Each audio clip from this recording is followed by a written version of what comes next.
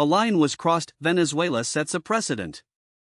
Let me take you back to the evening of July 28, 2024. The streets of Caracas were quiet, the kind of eerie calm that often precedes a storm. Official results from Venezuela's presidential election were trickling in, and within hours, Nicolas Maduro had declared victory again. The numbers, according to the National Electoral Council, gave him 51% of the vote, just enough to avoid a runoff. The opposition, led by Edmundo Gonzalez, cried fraud.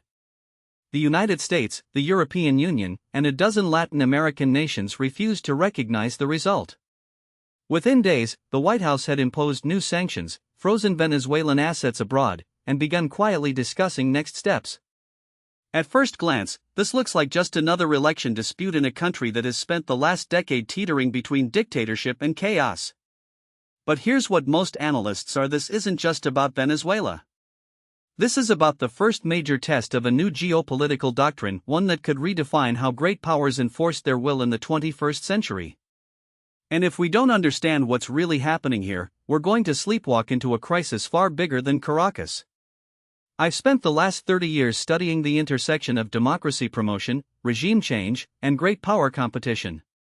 I've advised governments, written books on the subject, and watched as the same patterns repeat themselves, always with the same tragic results.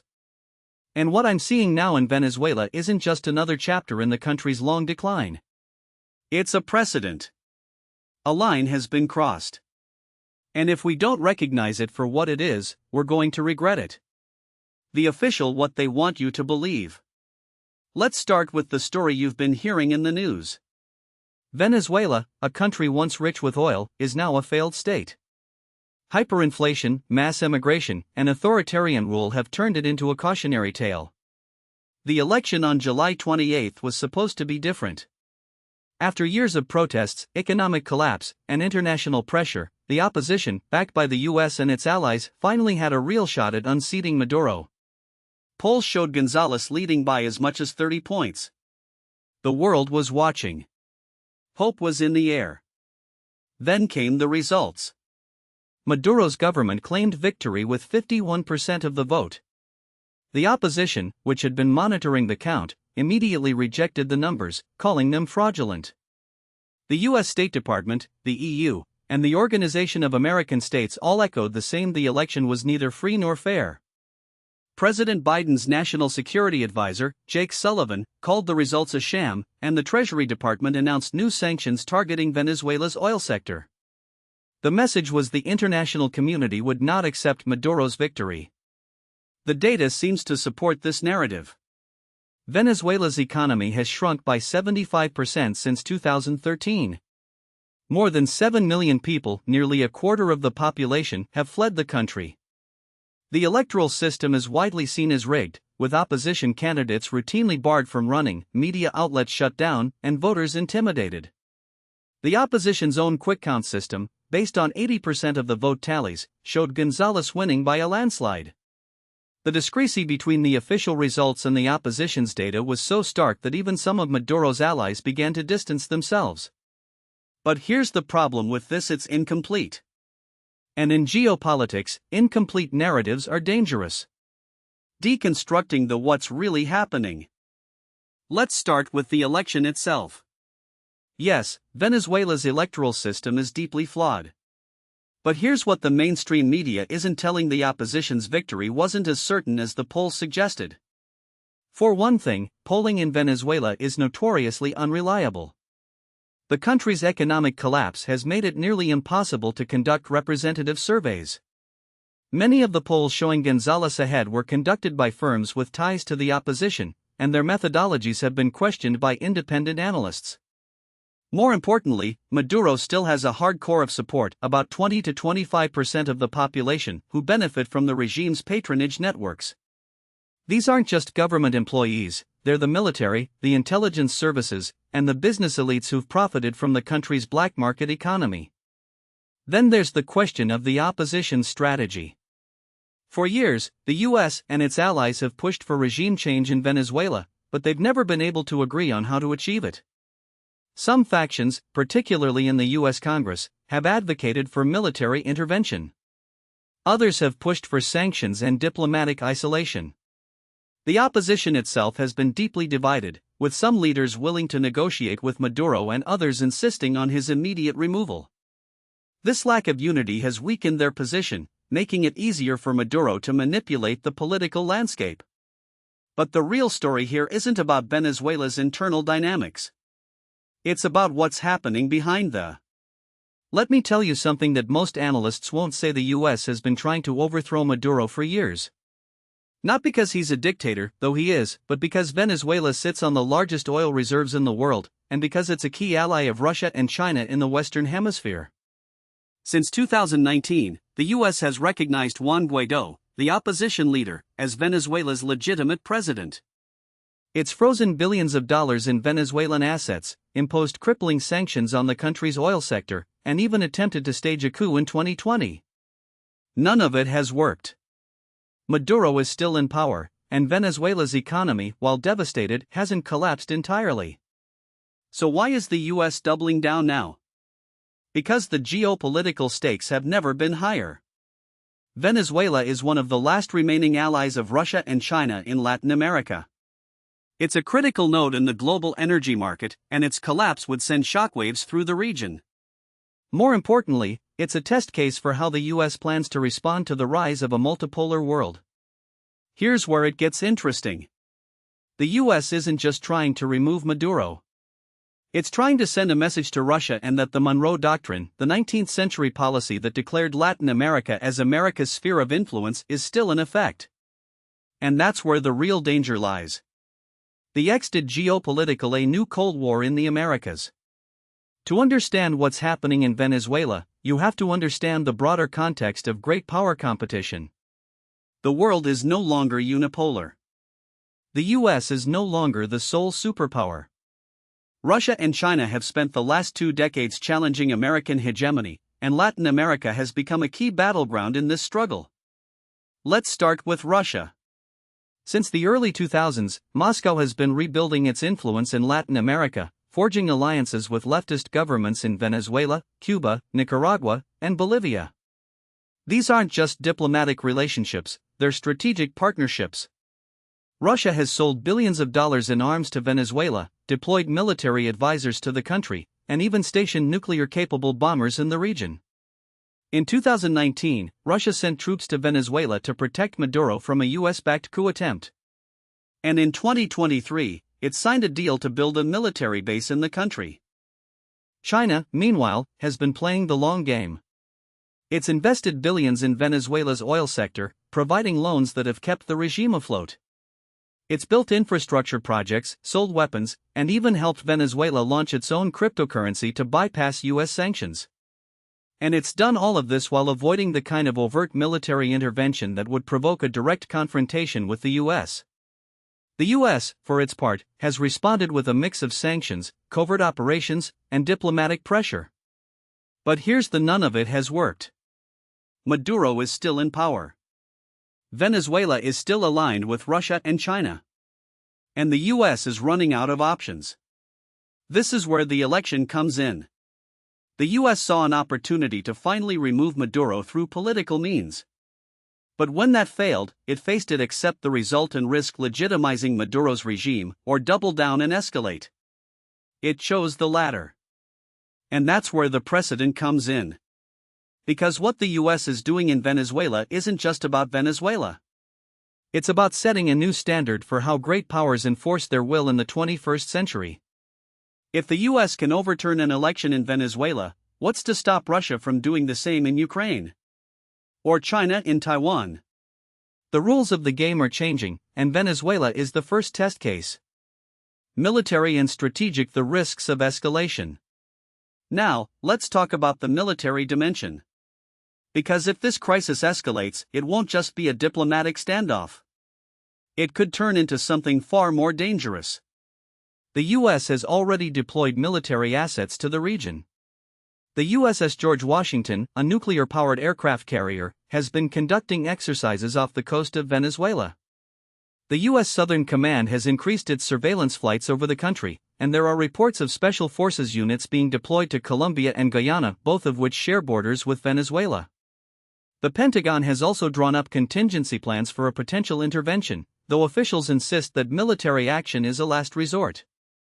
But here's the thing about military: they never go as planned. The US has a long history of underestimating the costs of regime change. Iraq, Afghanistan, Libya, all of these conflicts were supposed to be quick and easy. All of them turned into quagmires. And Venezuela would be no different. For one thing, Venezuela's military is far more capable than most people realize. It's one of the largest and best equipped forces in Latin America, with Russian and Chinese weapons systems, including advanced air defense systems, fighter jets, and ballistic missiles. The country also has a well-trained militia, the colectivos, which could wage a protracted insurgency against any foreign occupier. And let's not forget that Venezuela shares a border with Colombia, a country with a long history of guerrilla warfare. Then there's the question of Russia and China. Both countries have warned the US against military intervention in Venezuela. Russia has said it would respond asymmetrically to any attack on its ally, and China has called for a peaceful resolution to the crisis. But if the US does intervene, it's not hard to imagine Russia and China increasing their support for Maduro, perhaps even sending troops or weapons to the country. And that's where things get really dangerous. Because if the US and Russia end up in a direct confrontation in Venezuela, it could escalate into a much larger conflict. We're talking about a potential proxy war in Latin America, with all the risks that entails. Now, I'm not saying that military intervention is imminent. But the fact that it's even being discussed is a sign of how dangerous this situation has become. And it's a reminder that the US has a long history of overestimating its ability to shape events abroad. The domestic political why this matters in Washington. But this isn't just about geopolitics. It's also about domestic politics. Because in an election year, foreign policy is never just about foreign policy. It's about votes, fundraising, and political survival. Let's start with the Biden administration. The president is facing a tough re-election campaign, and his foreign policy record is a mixed bag. The withdrawal from Afghanistan was a disaster. The war in Ukraine has dragged on longer than expected. And the Middle East is as volatile as ever. In this context, Venezuela is a rare opportunity for Biden to show strength. By taking a hard line against Maduro, he can appeal to both the progressive wing of his party, who want to see a more humane foreign policy, and the hawkish wing, who want to see the US stand up to Russia and China. Then there's the role of Florida. The state is home to more than 200,000 Venezuelan exiles, many of whom are fiercely anti-Maduro. They're a key voting bloc in a state that could decide the election. By taking a tough stance on Venezuela, Biden can win over these voters and perhaps even peel off some of Donald Trump's support in the process. But here's the domestic politics can distort foreign policy. When leaders make decisions based on electoral calculations rather than strategic interests, they often end up making mistakes. And in Venezuela, the stakes are too high for that kind of short-term thinking. Scenario: what comes next? So where does this go from here? Let's look at the three most likely scenarios. Scenario 1, the best-case outcome. In this scenario, the US and its allies continue to apply diplomatic and economic pressure on Maduro, but they stop short of military intervention. The opposition, recognizing that it can't win through force, begins negotiating with the regime. A power-sharing agreement is reached, and new elections are held under international supervision. Maduro steps down, and Venezuela begins the long process of rebuilding its democracy. This is the best-case scenario, but it's also the least likely. Maduro has no incentive to negotiate, and the opposition is deeply divided. Even if a deal were reached, it's not clear that the military would accept it. And given the US's history of regime change in Latin America, it's hard to imagine that Maduro would trust any agreement that leaves him vulnerable. Scenario 2, the most likely outcome. In this scenario, the crisis drags on. The US and its allies continue to impose sanctions, but Maduro remains in power. The opposition fractures, with some leaders calling for dialogue and others advocating for more radical action. Russia and China increased their support for the regime, providing economic aid and military assistance. Venezuela's economy continues to deteriorate, but the regime survives, at least for now. This is the most likely outcome, but it's also the most unstable. Because as long as Maduro remains in power, the risk of escalation remains. The US could decide to take more aggressive action, perhaps by imposing a naval blockade or even launching a limited military strike. And if that happens, all bets are off. Scenario 3, the worst-case outcome. In this scenario, the US decides to escalate. It imposes a full naval blockade on Venezuela, cutting off the country's oil exports. Maduro responds by nationalizing US assets in the country and expelling American diplomats. Russia and China increase their military support, perhaps even sending troops to Venezuela. The US responds with airstrikes, and before long, we're in a full-blown proxy war. This is the nightmare scenario, but it's not as far-fetched as it sounds. The US has a long history of military intervention in Latin America, and Venezuela's strategic importance makes it a prime target. If the US decides that it can't afford to let Maduro remain in power, it could decide to take drastic action. Grand strategy: the folly of liberal hegemony. Now, let's step back and look at the bigger picture. Because what's happening in Venezuela isn't just about Venezuela. It's about the broader failure of American grand strategy. For the last 3 decades, the US has pursued a policy of liberal hegemony, the idea that it can and should spread democracy, free markets, and human rights around the world. This policy has led to a series of disastrous interventions, from Iraq to Libya to Afghanistan. And in each case, the US has overestimated its ability to shape events abroad. Venezuela is just the latest example. The US has spent years trying to remove Maduro, but it's failed. And the reason it's failed is because it's operating under a flawed that the world is still unipolar. That the US can impose its will on other countries without consequences. But the world is no longer unipolar. It's multipolar. Russia and China are rising powers, and they're not going to sit idly by while the US tries to overthrow their allies. And that's where the real danger lies. Because if the US continues down this path, it's going to find itself in a series of endless conflicts it can't win, and conflicts that will drain its resources and undermine its global standing. And in the process, it will set a dangerous that great powers can overturn elections, impose sanctions, and even launch military interventions with impunity. This is not the world we want to live in. But it's the world we're heading toward if we don't change course. Alternatives: and what should we do instead? So what's the alternative? How can the US protect its interests in Venezuela without escalating the crisis? First, the US needs to recognize that regime change is not a viable strategy. It hasn't worked in the past, and it's not going to work now. Instead, the US should focus on diplomacy. It should engage with Maduro, not as a pariah, but as a leader with whom it can negotiate. It should offer sanctions relief in exchange for political reforms, and it should work with international partners to ensure that any future elections are free and fair.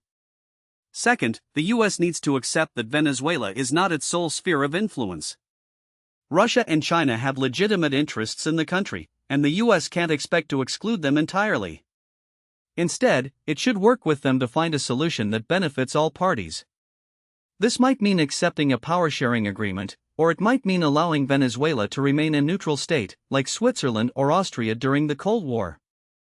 Third, the US needs to stop using sanctions as a tool of regime change. Sanctions rarely work, and they often hurt the very people they're supposed to help. In Venezuela, sanctions have devastated the economy, leading to mass emigration and widespread suffering. If the US wants to help the Venezuelan people, it should lift the sanctions and allow the country to rebuild. Finally, the US needs to recognize that its global dominance is unsustainable. It can't be the world's policeman forever. Instead, it should focus on great power management, working with other countries to maintain a stable international order, rather than trying to impose its will on them. This is a controversial argument, I know. But it's the only way forward. Because if the US continues to double down on this approach, it won't just be Venezuela that pays the price, it will be the entire international system. And that's where the military implications become impossible to ignore. Now, what most people don't realize is that the annexation of Essequibo isn't just about oil or territory. It's about testing the limits of American power in its own backyard. Venezuela's move is a direct challenge to the Monroe Doctrine, that 200-year-old policy that has defined U.S. dominance in the Western Hemisphere. But here's the uncomfortable: the Monroe Doctrine was never just about keeping European powers out of Latin America. It was about ensuring that no rival power, whether Spain in the 19th century, Nazi Germany in the 1930s, or the Soviet Union during the Cold War, could establish a foothold close enough to threaten U.S. security. And today, that rival isn't just Russia or China, it's the erosion of U.S. credibility itself. Let me explain why this matters. When Maduro ordered the military to occupy Essequibo, he wasn't acting in a vacuum. He had cover. Russia's Wagner Group has been operating in Venezuela for years, training troops and providing security for the regime. China has poured billions into Venezuelan infrastructure, including ports and military facilities. And Iran has supplied drones and ballistic missile technology. This isn't some fringe conspiracy, it's a documented reality. In 2020, the U.S. Southern Command reported that Russia had deployed nuclear-capable bombers to Venezuela, a move that was as much about signaling as it was about capability. The message was: if the U.S. pushes too hard, Venezuela has powerful friends willing to push back. But here's where it gets even more dangerous. The U.S. has spent the last 2 decades treating Latin America as an afterthought, assuming that its historical dominance would keep the region in line. That assumption is now being tested in real time. When the U.S. imposed sanctions on Venezuela in 2019, it expected Maduro to collapse within months. Instead, he survived, and the sanctions became a rallying cry for nationalism. When the U.S. recognized Juan Guaidó as interim president, it expected the Venezuelan military to abandon Maduro. Instead, the military doubled down, and Guaidó's support evaporated. And when the U.S. threatened military action, remember John Bolton's infamous 5,000 troops to Colombia comment in 2019, it was met with laughter in Caracas and Moscow. The problem isn't just that the U.S. miscalculated. It's that its adversaries saw an opportunity to exploit those miscalculations. Russia and China have been playing a long game in Venezuela, and they've been doing it while the U.S. was distracted by the Middle East and now Ukraine. In 2019, Russia sent 2 nuclear-capable Tu-160 bombers to Venezuela in a show of force. In 2021, China signed a 25-year cooperation agreement with Venezuela, including military and intelligence sharing provisions. And in 2023, Iran delivered Mohajer 6 drones to Venezuela, giving the regime a new tool for surveillance and strike capabilities. These aren't isolated incidents, they're part of a coordinated effort to erode U.S. influence in the region. So what happens if the U.S. doesn't change course? Let's game this out. If Venezuela successfully annexes Essequibo, and let's be clear, the odds of Guyana voluntarily ceding territory are zero, it will set a precedent that other revisionist states will be eager to follow. Nicaragua has already revived its claim to the San Juan River region, which it lost to Costa Rica in the 19th century. Bolivia has never accepted its loss of access to the Pacific in the 1879 War of the Pacific. And Argentina still claims the Falkland Islands, which it calls the Malvinas. If Venezuela gets away with this, what's to stop any of these countries from making their own moves? And if they do, what's the U.S. going to do about it? Send in the Marines? That's not a serious option in the 21st century. But the military implications go beyond Latin America. If the U.S. allows Venezuela to redraw borders with impunity, it sends a message to every other adversary that international law is optional.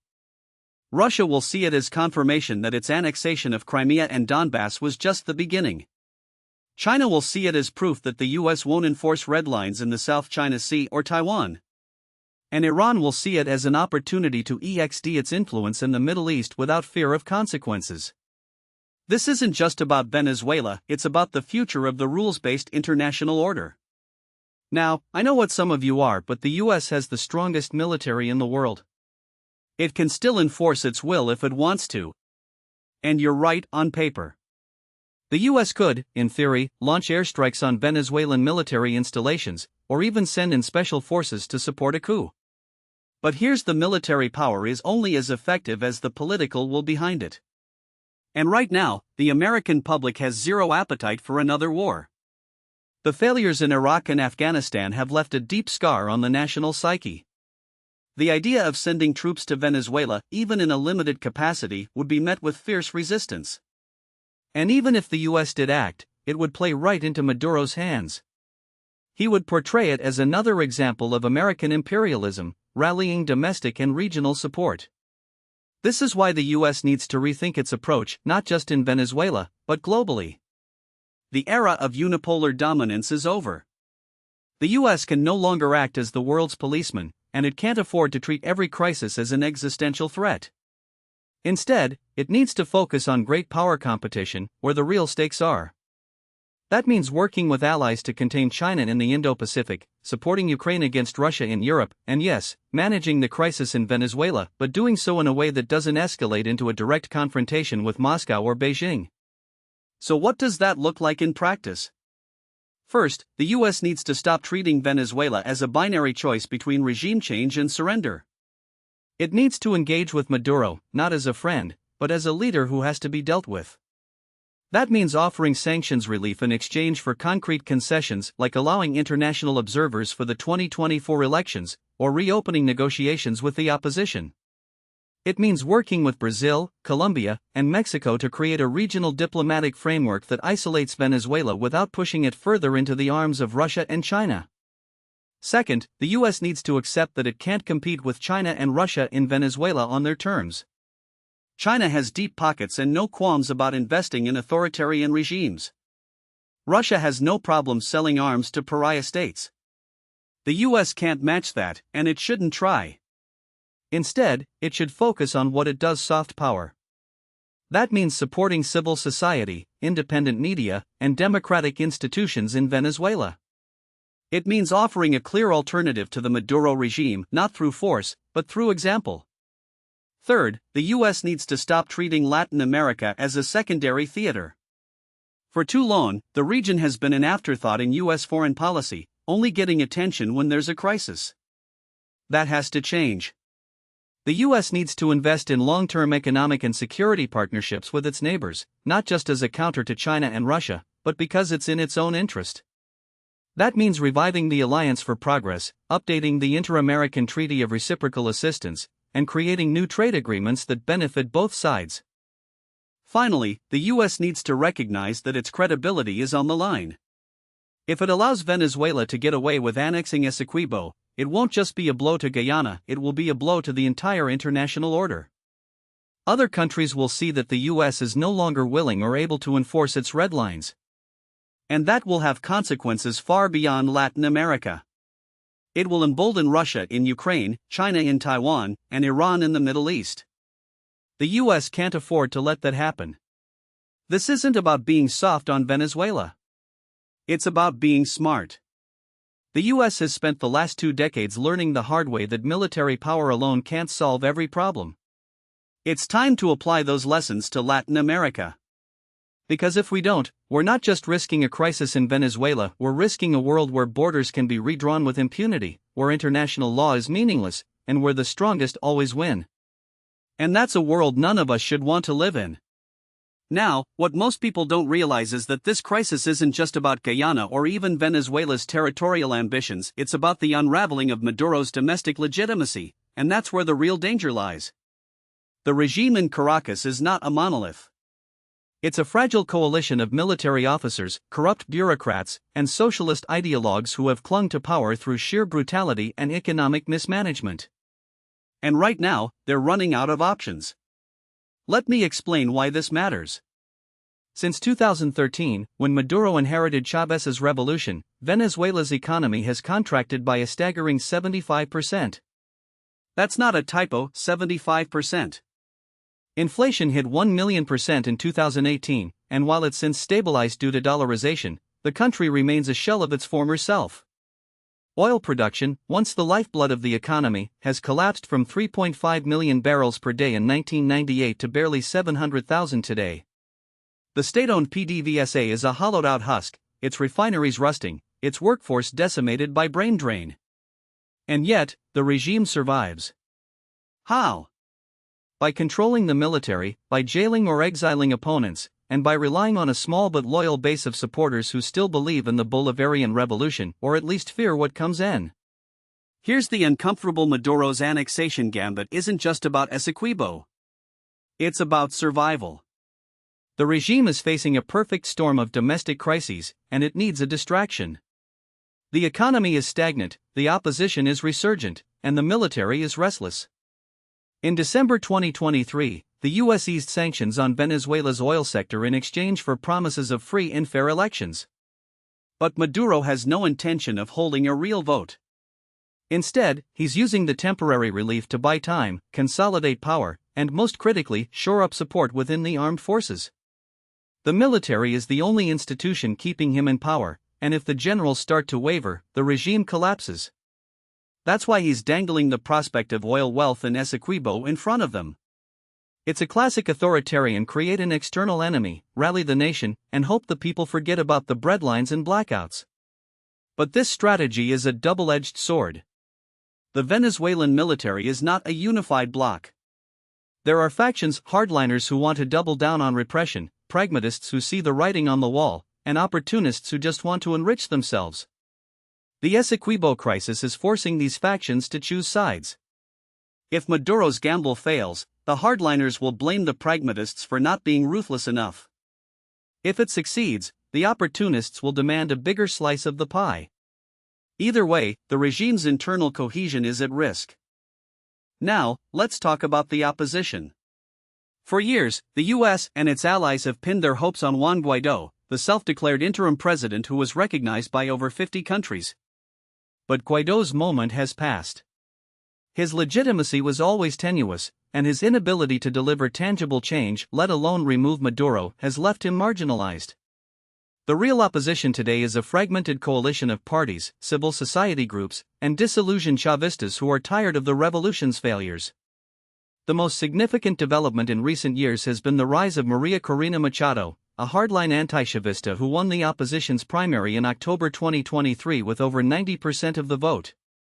Maduro's regime has barred her from running in the 2024 elections, but her popularity is a clear sign that Venezuelans are hungry for change. The problem is that Maduro has no intention of allowing a fair election. The regime has already arrested or exiled key opposition figures, controlled the Electoral Council, and used state resources to prop up its own candidates. The U.S. and its allies have threatened to reimpose sanctions if Maduro doesn't play ball, but that's a bluff he's called before. The reality is that Maduro doesn't need the U.S. to lift sanctions, he just needs to survive. And right now, the Essequibo crisis is his best bet. So what happens next? There are three plausible scenarios, each with its own risks and consequences. The first is the status: Maduro continues his annexation rhetoric, the U.S. and Guyana ramp up military cooperation, and the crisis simmers without boiling over. This is the most likely outcome in the short term. Maduro isn't stupid, he knows a full-scale invasion of Essequibo would trigger a U.S. response, and he's not ready for that. Instead, he'll keep the pressure on, using the dispute to rally domestic support while avoiding a direct confrontation. The problem with this scenario is that it's unsustainable. The longer the crisis drags on, the more likely it is that a miscalculation, an accidental clash, a rogue military unit, a protest that spirals out of control, could spark a wider conflict. The second scenario is a negotiated settlement. This is the outcome the U.S. and its allies should be pushing for, but it's also the least likely. Maduro has no incentive to back down unless he gets something in return, like sanctions relief or a face-saving compromise. The U.S. could offer to ease sanctions in exchange for a withdrawal of Venezuelan claims, but that would be a bitter pill to swallow. It would reward Maduro's aggression and set a dangerous precedent. On the other hand, if the U.S. refuses to negotiate, it risks pushing Maduro into a corner, or he might feel he has nothing to lose. This is the classic dilemma of coercive: how do you deter aggression without rewarding it? The third scenario is the most escalation. If Maduro feels cornered, if the economy collapses, if the military fractures, if the opposition gains momentum, he might decide to double down on Essequibo as a last-ditch effort to save his regime. A limited military incursion, a blockade of Guyana's oil fields, or even a false flag attack could be used to justify a full-scale invasion. The U.S. has made it clear that it would respond, but the question is how. Would it be a limited airstrike? A naval blockade? Or would the US be drawn into a prolonged conflict? The risk here is that Venezuela, backed by Russia and China, could turn Essequibo into a proxy war, a Latin American version of Ukraine, where the US is forced to choose between escalation and retreat. Here's what keeps me up at none of these scenarios end well for Venezuela. Even if Maduro somehow succeeds in annexing Essequibo, the country's economic and political problems won't disappear. The oil wealth he's promising is a mirage.